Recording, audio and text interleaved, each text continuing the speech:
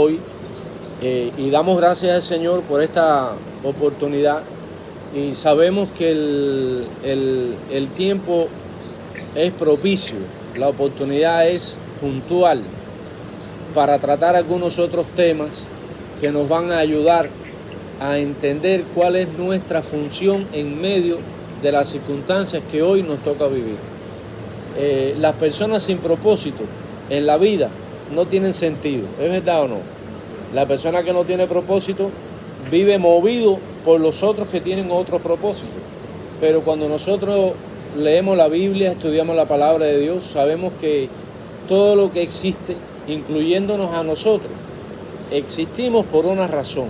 Dios nos dio un sentido para la vida y Dios nos dio la oportunidad y Dios tiene el recurso para que ese propósito pueda ser una realidad en el curso de nuestra vida. Si no hay una justificación para no hacer lo que Dios diseñó para nosotros, porque para lo que Dios diseñó en tu vida, Él tiene recursos para que tú lo logres. Igualmente así para todos los seres humanos, pero se cumplen aquellos que hemos decidido seguir a Cristo. O sea que Dios conoce todo, ¿verdad? Y el himno cuando hacía falta era hoy. Y por eso himnos como este no deben nunca dejar de cantarse.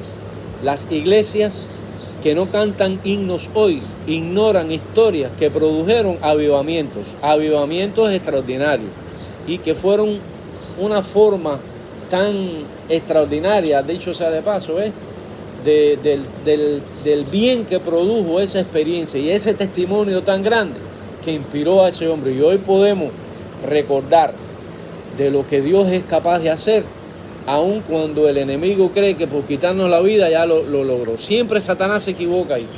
Siempre Satanás se equivoca.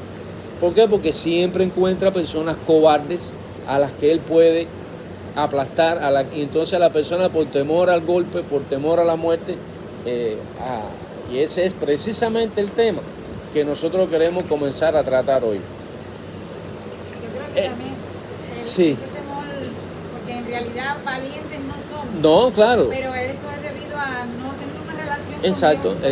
Exacto. El que tiene la relación con Dios se aferra exactamente. a Dios, y Dios es el que le da ese poder para vencer eso. Exactamente. Porque el valor lo da Dios.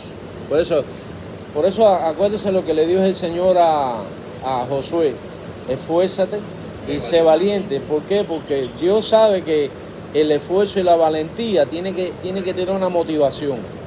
Entonces vivimos por motivación. Entonces si nuestra motivación es agradar a Dios, Él da el recurso, Él nos da la fuerza, Él hace el milagro. Cuando nosotros vemos que no podemos, Él hace el milagro. Por eso dice que, y es un pasaje que me gusta a mí mucho, y para predicar es un pasaje muy rico. Dice que aquel ángel que se le presentó, que todos coincidimos en que fue el Señor en una manifestación antigua, con una espada, que es varón, y Josué le dijo: eres de los nuestros, contra le fue para arriba, y es que era Josué era guapo, no era guapo, que confía en Dios. Entonces, cuando él se dio cuenta delante de quién estaba, entonces ahí sí se arrodilló y le dijo: yo soy tu siervo, ¿entiendes? Entonces, esa acción de valor no era una valentía natural, es que él tenía una motivación. Y los hombres del mundo que logran muchas cosas, tampoco que sean tan guapos, es que tienen una motivación para hacer lo que están haciendo. Entonces, este tema que queremos comenzar hoy es un tema que nos va a ayudar precisamente a definir un poco en nuestra vida personal, en nuestra vida individual, qué actitud debemos asumir frente a esos desafíos. Y queremos poner por título a esta serie: las parábolas en las profecías.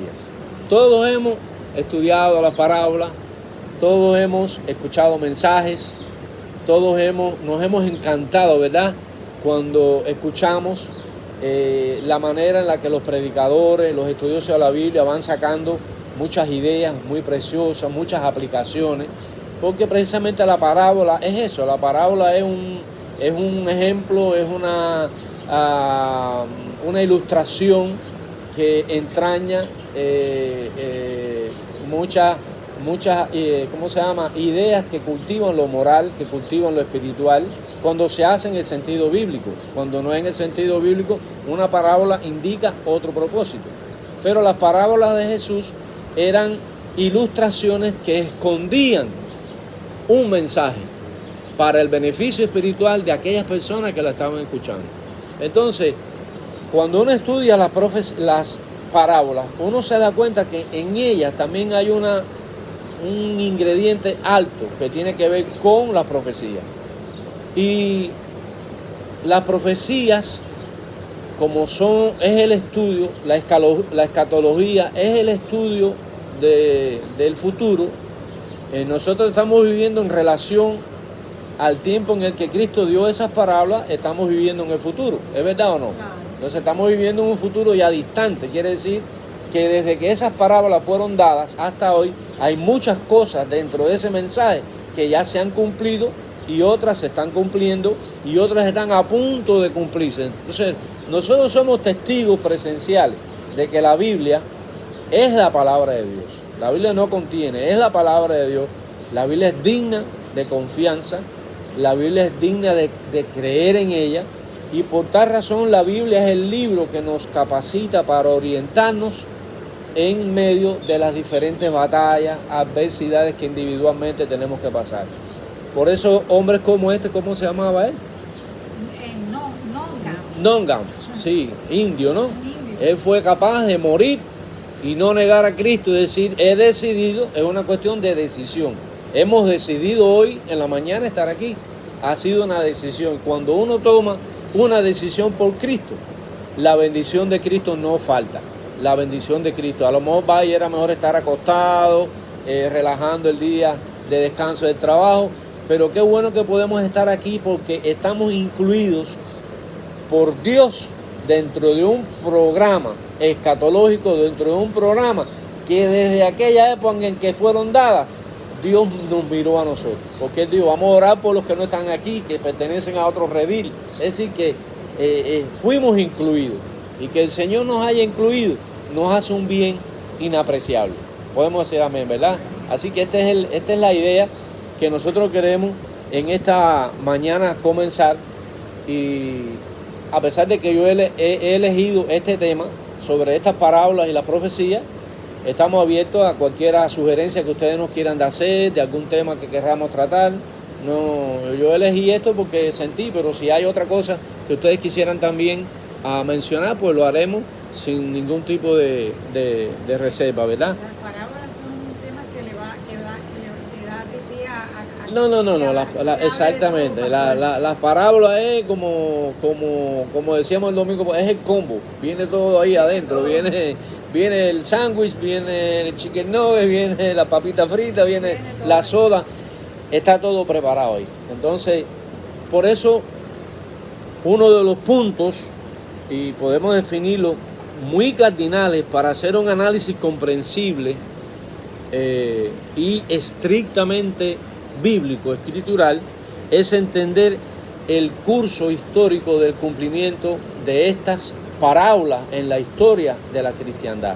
Así que nosotros vamos a hacer un pequeño análisis de las parábolas, pero vamos a encontrar en este pequeño análisis lo suficiente para poder entender cuál es la función nuestra y cuál es la responsabilidad nuestra en este mundo. Y más aún, cuál es el beneficio que vamos a recibir en la medida que vamos poniéndonos y ajustándonos al propósito de Dios en el cumplimiento de esas profecías a través de esas parábolas. Un ingrediente que vamos a ver que es muy importante es el ingrediente de la apostasía, porque la apostasía es otro elemento monumental dentro de las Escrituras que nosotros debemos analizarlo. No fue un tema tan grande hasta después de la Reforma. Ya después de la Reforma, el tema de la apostasía o el tema de la perseverancia de los santos o el tema inclusive de la caída, de la posibilidad de la caída de la gracia, llegaron a ser temas intensamente controversiales. Pero el objetivo no es ese en nuestro análisis. El objetivo es encontrar el elemento bíblico que nos ayuda a definir nuestra condición y nuestra responsabilidad.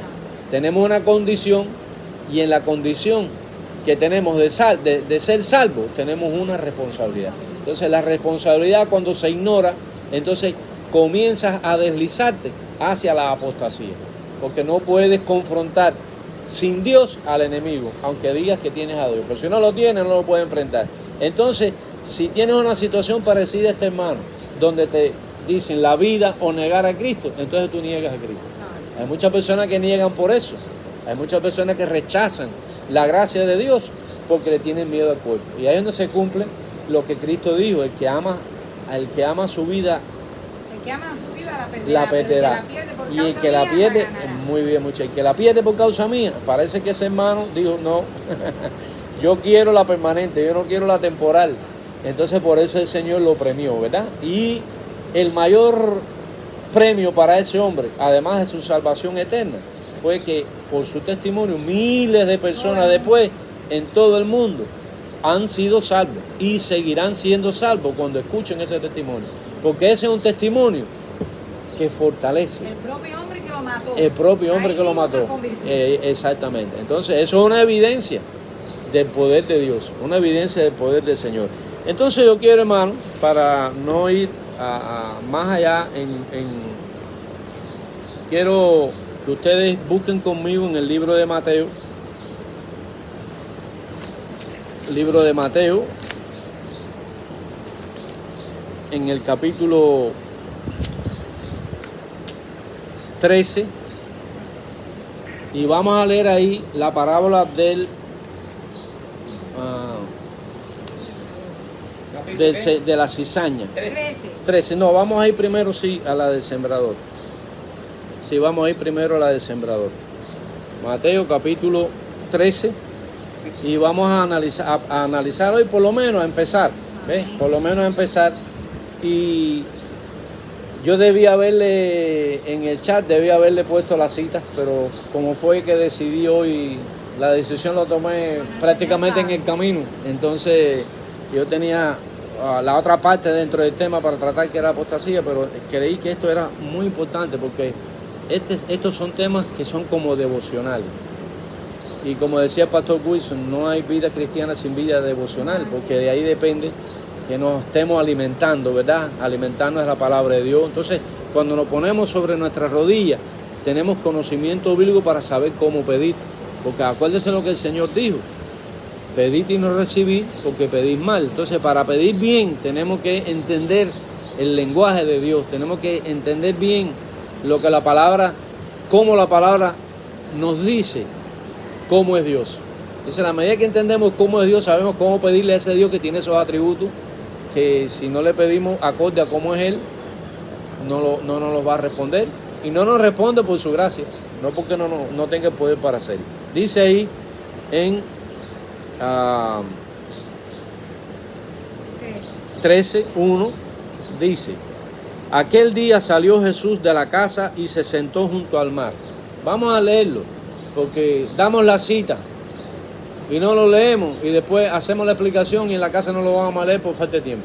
Entonces lo vamos a leer aquí y tenemos 5 minuticos para eso. Dice: aquel día salió Jesús de la casa y se sentó junto al mar, y se le juntó mucha gente, y entrando él en la barca se sentó, y toda la gente estaba en la playa. O sea que su púlpito era una chalupa, como decían allá en la tierra de nosotros. Era una chalana. Dice: y les habló muchas cosas por parábolas, diciendo: he aquí el sembrador salió a sembrar. O sea, sembrador, ¿quién no sabe lo que es un sembrador? Así que más sencillo no puede ser el mensaje. Un sembrador es un campesino allá en Pinar del Río. Aquí supongo que igual, es decir, la persona que labra la tierra, la persona que cultiva la tierra. Y un sembrador, sabemos todo lo que implica. Primero tiene que limpiar. El que no sabe lo que es un sembrador, lo explicamos rápido. Es el que tiene un lote de tierra lleno de espinas, lleno de maleza, lleno de lo que sea. Y entonces primero lo limpia. Después que lo limpia, quema la hierba que quitó y todas las cosas. Después rompe la tierra con el arado, o con las máquinas modernas.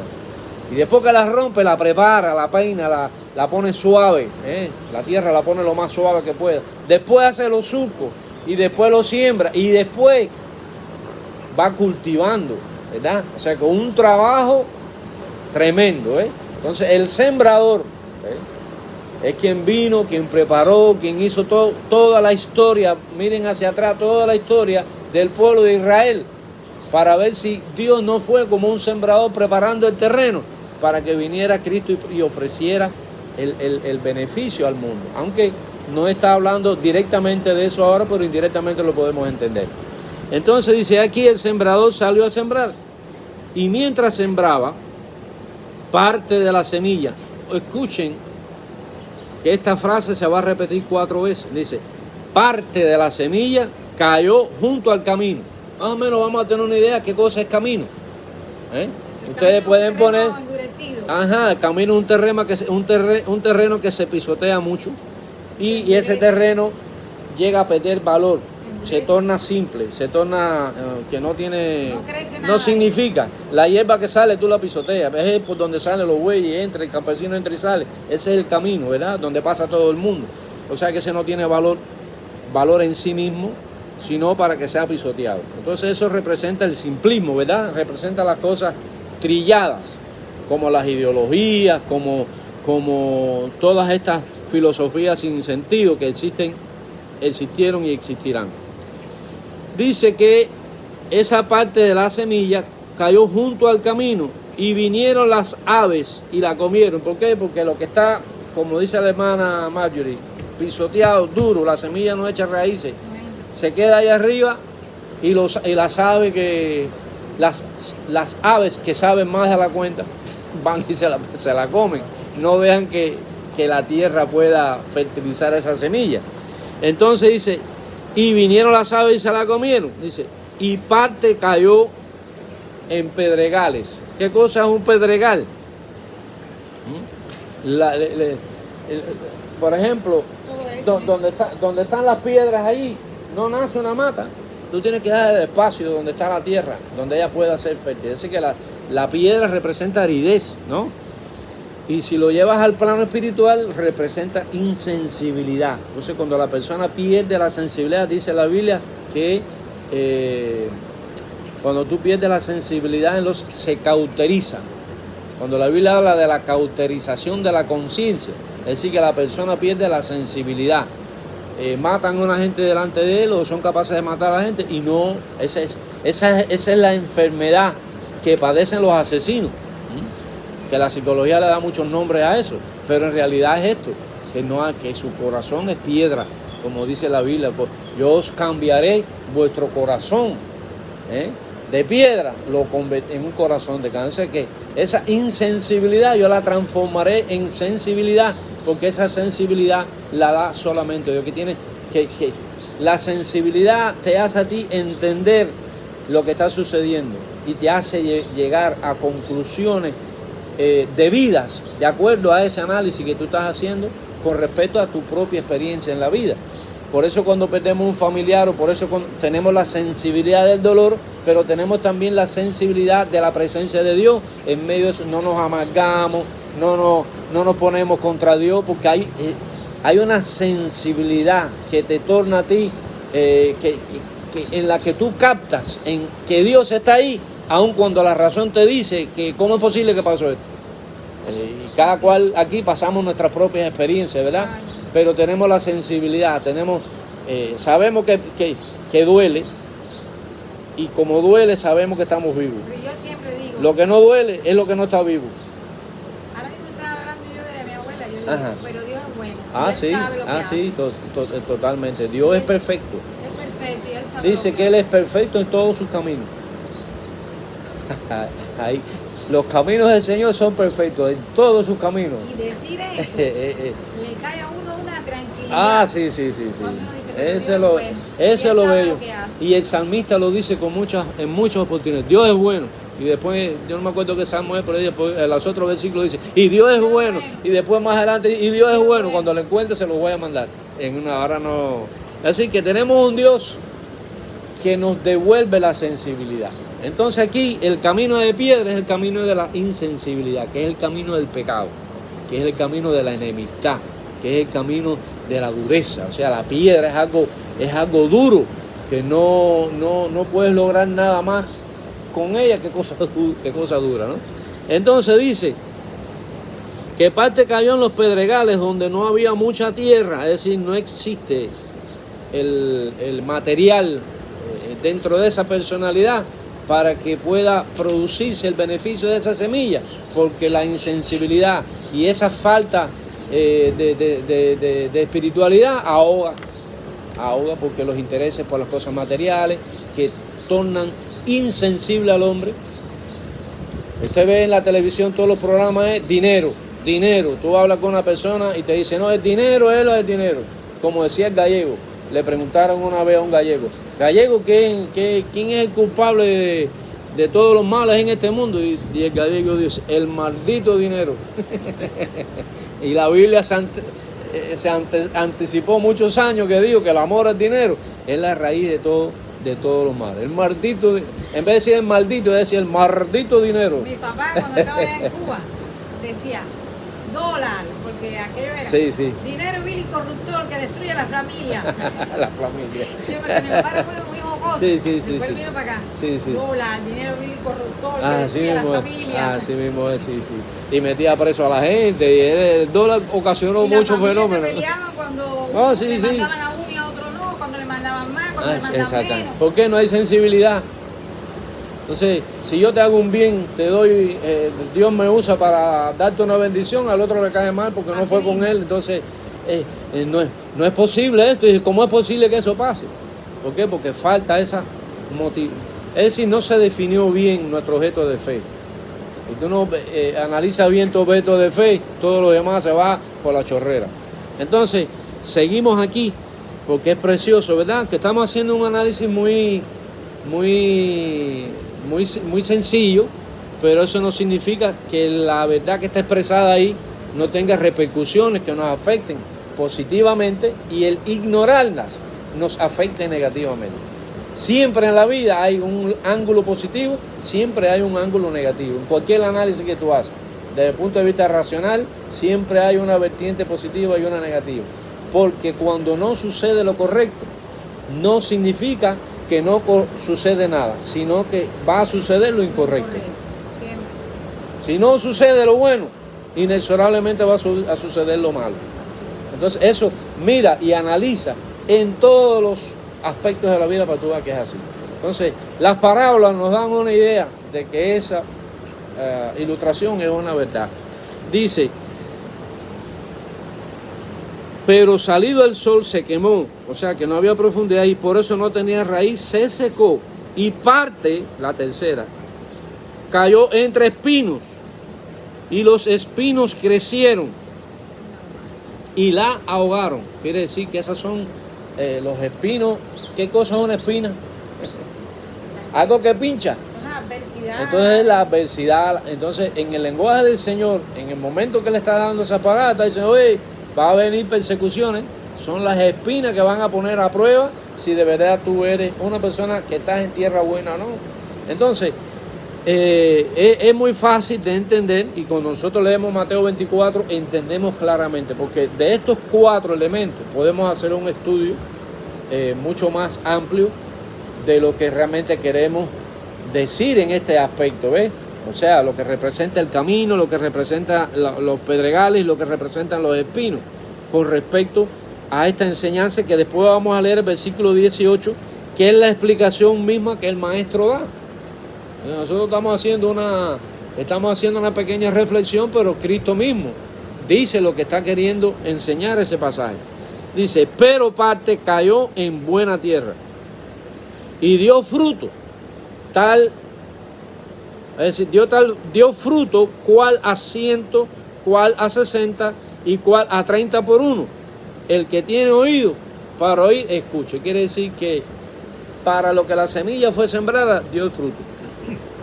Por eso hace la segmentación de números, porque es como el 100% para lo que fue sembrado. Es decir, que la que cayó es una cosa muy preciosa. La que cayó en buena tierra logró los objetivos. superó la dureza del camino, superó la dureza de las piedras, superó las espinas. Y esa superación es la que hace posible que dé el fruto a 100 por uno, a 60 y a 30 por uno. Quiere decir que el que nació en buena semilla, en buena tierra, es el que está equipado para enfrentar todas esas adversidades. Por eso cuando perdemos un ser querido no nos volvemos locos. Y como aquí, ¿quién no ha perdido aquí un ser querido? Todos lo hemos perdido. No nos volvemos locos, gozamos. Cuando allá se pasa el lista, que ese es otro himno, no sé si ya lo leímos la historia. Es un himno maravilloso. Un maestro un día en la escuela dominical está pasando la lista, ¿no?, de sus alumnos, de sus jóvenes, y faltó una niña. Y entonces se pasó la lista y no estaba la muchachita. Y entonces dice que cuando llegó a su casa se sentó en el piano. Si cuenta la historia, que él compuso toda la letra sin cambiar una, con la música que se canta todavía hoy. Cuando la trompeta suene en aquel día final, yo a mi nombre feliz contestaré. Esa es la belleza más grande y el beneficio mayor que un ser humano puede tener. Cuando en aquel día se pase la lista, hay una piedrita chiquita que tiene tu nombre nuevo que solo tú lo vas a saber. Y cuando en esa cantidad, a mí me gusta mucho, yo repito esto porque me encanta esa escena, que haya millones de personas ante el tribunal de Dios, de la gracia de Dios. Tremendo eso. Y veamos a Dios como Él. Hasta ahora no lo hemos podido. El que diga que vio a Dios está hablando bobería. Porque no hay hombre que vea a Dios y viva. La esencia de Dios es tan grande y embarga tanto que no podemos. Por eso Cristo vino despojándose de eso, para que no muramos al verlo si hubiera nacido como era. No podía venir de otra manera. Oiga, que usted allí, en toda esa cantidad de millones de personas, va a haber un nombre único. No hay un nombre repetido ahí. Mis hijos, uno se llama José Rubén y el otro se llama Rubén David. Y yo me llamo Rubén. Tiene 3 Rubén en la misma familia. Ahí no va eso, porque ahí el nombre tuyo. Nombre nuevo. Es un nombre nuevo, que en el nombre está, en el nombre, me gusta pensar así, ¿no? Que no lo he podido leer en la Biblia, pero en ese nombre, dado que los nombres bíblicos tienen significado, creo que ese nombre nuevo que Dios te da tiene el registro de tu vida que agradó a Dios. Cuando se diga fulano, la gente va a decir fulano fue fiel por esto y por esto. No se va a traer a la memoria las cosas malas porque Cristo las borró. Pero las cosas buenas dan evidencia testimonial en el cielo de que mereces estar allí. Y tu nombre lo va a definir. Me gusta pensar así. Ustedes quizás puedan añadir o quitar a eso. Entonces, esa es la parábola que nosotros estamos estudiando hoy. Esta parábola maravillosa del sembrador. Y vamos a oír lo que el Señor dice respecto a esta parábola. Y ya con eso vamos a ir a, terminando la reflexión y el estudio de hoy. Dice en el versículo 18, dice la palabra: oíd pues vosotros la parábola del sembrador. Cuando alguno oye la palabra del reino y no la entiende, viene el malo y arrebata lo que fue sembrado en su corazón. Por eso vamos profundizando en lo que el Señor está diciendo. Es decir, que fue sembrada en su corazón. La palabra corazón tenemos que definir desde el punto de vista bíblico qué cosa es corazón. Porque el corazón sabemos que clínicamente, biológicamente es el músculo que bombea la sangre. Pero no creo que cuando Dios dice, dame, hijo mío, tu corazón, es que te abras el pecho y te saques el corazón y se lo dé, porque te está suicidando. Y eso no lo enseña la Biblia. Corazón, si tú ves el significado más simple de la palabra corazón, es alma. Cuando tú ves en el diccionario, usted me corrige, profesor, corazón es igual al alma. Entonces, en psicología, ¿qué cosa es personalidad? Es el alma. Entonces, en psicología es intelecto, voluntad y emociones. Eso es personalidad. ¿Entiendes? Entonces, Cuando dice que fue sembrado en su corazón, esa palabra llegó a su personalidad, llegó a su alma. Es una persona que pudo aquí, no lo recibió, pero le llegó. Esa persona es responsable, por eso esa persona se seca, porque llegó la palabra a su intelecto, su capacidad racional fue tocada, pero su capacidad volitiva, su capacidad de elección rechazó esa palabra. Por eso se muere. Pero no quiere decir que no nació la palabra ahí. Eso es un tema ahora teológico muy profundo, que es en el que no vamos a caer ahora, porque no vamos a salir de ahí, porque es muy amplio, a menos que ustedes quieran que se profundice más. Entonces dice que intelecto, voluntad y emociones. Quiere decir que esa palabra afecta a tus emociones. O sea, las emociones, si no están controladas, te pueden llevar a ti por un camino bueno o malo. Por eso nuestra vida cristiana no está modelada, no debe ser modelada por las emociones, sino por el intelecto. ¿Entiendes? La Biblia habla dice Proverbios 1, que el principio de la sabiduría es el temor a Jehová. O sea, la personalidad tiene un ingrediente que lo da Dios, que se llama sabiduría. La sabiduría es como el motor administrativo de la personalidad. Entonces tú tienes el principio, el comienzo de que una persona es sabia, es cuando usa bien el conocimiento adquirido, que eso es inteligencia. Conocimiento adquirido es la inteligencia. En la inteligencia, en tu coeficiente, está la capacidad para adquirir conocimiento. Entonces, tú tienes que ser sabio, no dejarte influenciar por las emociones para tú llegar a tener una decisión correcta en dependencia a ese beneficio que tú has adquirido. Por eso la persona recibe la palabra, no es sabia y la desprecia. Es lo que está diciendo aquí, ¿entendemos? Tienen la idea, ¿verdad? Entonces, dice que viene el malo y arrebata lo que fue sembrado en su corazón. ¿La arrebata qué quiere decir? La toma. Ahí no es que dámela acá, que no, la arrebata. Es decir, que la persona quedó desprovisto de ese factor de autoridad de Dios, porque acuérdense que dice la Biblia también que cuando somos hijos de Dios, somos hechos hijos de Dios, dice que Él nos dio la autoridad, nos dio la potestad de ser hechos hijos de Dios. O sea, como hijos de Dios tenemos la potestad para decirle, no, Satanás, tú no puedes de aquí. Entonces, si Satanás no le decimos no, él va a arrebatarlo, va a destruir. Satanás vino para eso, para arrebatar, para destruir. Dice, este es el que fue sembrado junto al camino. Dice, y el que fue sembrado en pedregales, este es el que oye la palabra, al momento la recibe con gozo. Ese quien es un emocional. Yo recuerdo un hermano, ya él está con el Señor, pienso que el Señor lo llevó. Yo me acuerdo cuando yo era joven en el pastorado, que en los cultos yo lo veía por la mañana, levantando las manos y con un gozo tremendo, y por la noche estaba así. Decía, ¿qué le pasará a mi hermano? Por la mañana emocionalmente y por la noche estaba destruido. Entonces yo batallé mucho con él por eso. Yo decía, él tiene un problema, y es un problema, quizás está dentro de su personalidad, por supuesto, pero que no ha logrado distinguir entre el conocimiento, el beneficio que produce el conocimiento con sus emociones.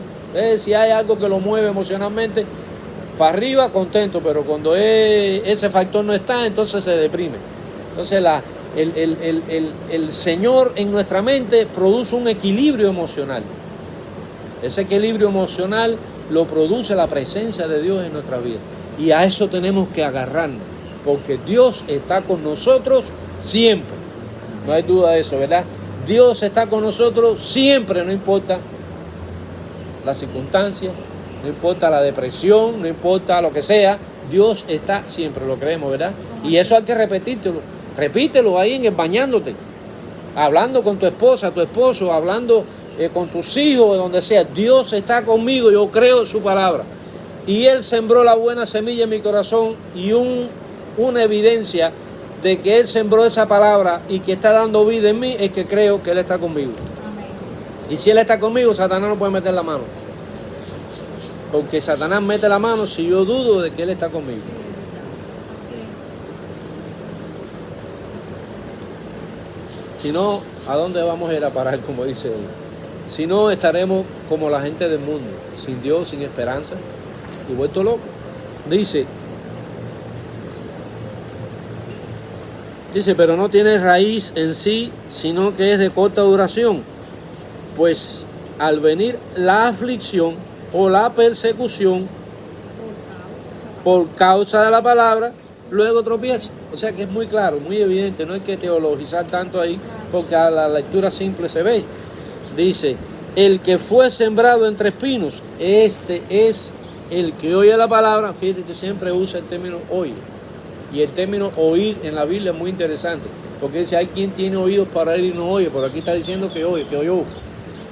Hay una distinción específica en el análisis teológico del pasaje. Pero ahí dice, este oye la palabra, pero el afán de este siglo, o sea que se prioriza cualquier cosa. Yo sé que la Biblia tiene la razón, yo sé que la palabra de Dios es la es, pero las cosas de este mundo te tienen atado. El compromiso que hiciste, los compromisos que tú asumes con el beneficio material incluso. Mire, yo he visto en mis años de ministerio personas que me pidieron mucha oración por prosperar económicamente. Y aquí en este país yo tengo 13 años ya y lo he visto en varias familias. Y, ay, pastor, ve por allá para que ore, que el Señor bendiga nuestro negocito, que acá, después que el Señor bendiga el negocio, pasó esto. El afán por el beneficio, se olvidaron del que dio. Entonces en nuestros negocios, yo hoy oren por eso, estoy en vías de cambiar de un trabajo. Claro, voy a ganar quizás un tincito más, pero los afanes por el tincito más te pueden alejar del compromiso. Entonces, nunca la palabra de Dios y nunca nuestra relación con Dios debe estar en peligro por nada de este mundo. Por nada de este mundo. Y esas personas que lamentablemente yo los veo hoy que están perdidos, se fueron tras los beneficios y cambiaron de religión para garantizar mayor beneficio material. ¿Qué te parece? Algunos de ustedes quizás se acuerdan de ello, pero es así. Cambiaron la fe por el dinero. Despreciaron el evangelio de Jesucristo por tener más. Y yo digo, Señor, yo oré, ellos querían beneficio, yo oré por eso. Si yo llego a saber que ellos van a eso, Señor, quítale lo que tienen para que se mantengan, es verdad, Marcia. Señor, lo poquito que tiene, quíteselo. Para que vivan ahí, Señor, dame el pan de mañana. A veces, no, Dios les dio lo que pidieron y mira lo que hicieron con lo que pidieron. Cambiaron a Dios por amor a lo que Dios le dio. Fíjate. Como la historia de la señora, que no es riqueza, pero bueno, que venía a la iglesia con una tonga de golpe y el marido la golpeaba, pastor, y entonces el pastor oró por ella y por el esposo, que Dios lo controlaba para que pudiera venir. Bueno, pues Dios controló al hombre y la mujer que venía porque empezó a dejar de venir y un día el pastor le dijo, hermana, dice, no, vamos a orar, dice, Señor, deje que el esposo le dé una mano de tranca a esta mujer. Señor, no le daba tan duro, porque le dé bien duro ahora. para ver si vuelve, porque la verdad es que... Ay, Señor, yo te pido que le dé una mano de tranca. Así mismo es.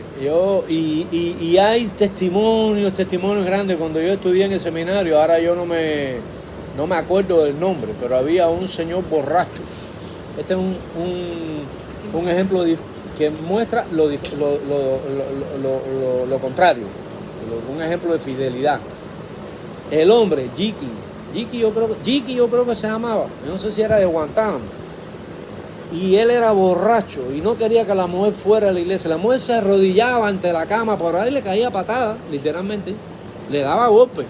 La mujer le decía, yo voy a ver si hoy de verdad tú vas a blasfemar el nombre de Dios, tú te vas a ver si de verdad Dios está contigo, yo te voy a probar hoy. Y esa mujer lavaba, usted sabe que se lavaba antiguamente, además se puede decir, la batea. Ahí no había lavadora ni nada de esa, la batea, y antes mi mamá por el sitio me acuerdo de eso. Oye, Y después que tenía las tendederas, porque la otra era exprimir esa ropa, oye, esas mujeres tenían, yo me acuerdo de la abuelita de Madame, te ponía la mano en el hombro y te tenías que ir a darte masaje. Y él venía con el machete. Después que estaban las dos tendederas tendidas, la sábana blanca, todo, cuando estaba todo, pum, le cortaba y volvía. Y limpiaba el piso con la tendedera. ¿Usted sabe lo que hacía la mujer? Recogía toda la ropa, no peleaba. Eso tiene que ser un milagro de Dios, porque eso tiene que ser un milagro de Dios. Porque lo normal es coger al hombre y no voy a decir, ¿no? Y entonces, y volvía a lavar toda la ropa y la tendía otra vez. ¿Ustedes saben qué paró la historia? El hombre se desmoronó y el hombre se convirtió en uno de los evangelistas más grandes que tuvo la Convención Oriental. Sencillo así. Porque él dijo, no necesito ver a Dios. Ya lo estaba viendo. ¿Cómo es posible que yo le he hecho todo lo que se le puede hacer a una mujer? Hijo de Satanás. Pero el testimonio de ella lo cambió como la ilustración de un señor que era un tremendo delincuente y lo cogían preso y cuando soltaba volvía a robar y entonces ya no sabían qué hacer con él. Es una ilustración. Entonces le pusieron aquí en la frente una S que decía sinvergüenza, que quería decir sinvergüenza. Y cada vez que salía por mira, por ahí va, el que tiene de eso, entonces ahí sí el hombre empezó a tener pena y se fue para otro pueblo, pero se convirtió y vivió una vida estrecha con el Señor. Sembró, la semilla llegó a su corazón. Y un día iba un niño con su mamá y su papá, y el niño miró a aquel hombre, porque ya tenía fama de cristiano bueno, dice, papá, y le dijo así, oiga, ¿y qué significa esa S en su frente? Dice, sí, fue tatuado. Y dice el papá y la mamá, niño, eso quiere decir santo. Santo. Porque el hombre es tan especial que tiene que ser un santo. Entonces, ¿cómo Dios cambia a una persona de sinvergüenza a santo? Solo por la gracia de Dios, ¿ves? Entonces, eso es lo que es la parábola del sembrador. Que nosotros en esta mañana que estamos aquí, seamos de los que en nuestro corazón fue sembrada esa palabra. Dice, mas el que fue sembrado en buena tierra, este es el que oye y entiende la palabra, y ahora se añade lo que pusimos en las ilustraciones que usamos ahora, la buena obra o los buenos frutos. Esos buenos frutos son evidencia de que la palabra cayó en una buena tierra. Así que es el final del tiempo, pues ya son las 11, así que damos gracias al Señor por esta parábola.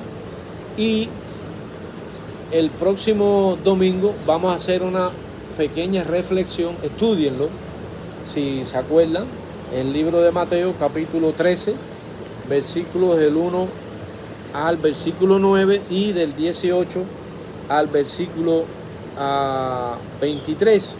Y vamos a analizar ahí cómo podemos descubrir en esta parábola un elemento profético en el mensaje que el Señor está dando. ¿Cuáles de esas etapas pudiera estar viviendo nuestra vida o puede estar viviendo la iglesia en este tiempo? Porque tiene mucho, es muy precioso lo que hay ahí. Así que el Señor le bendiga. Y si ustedes tienen alguna...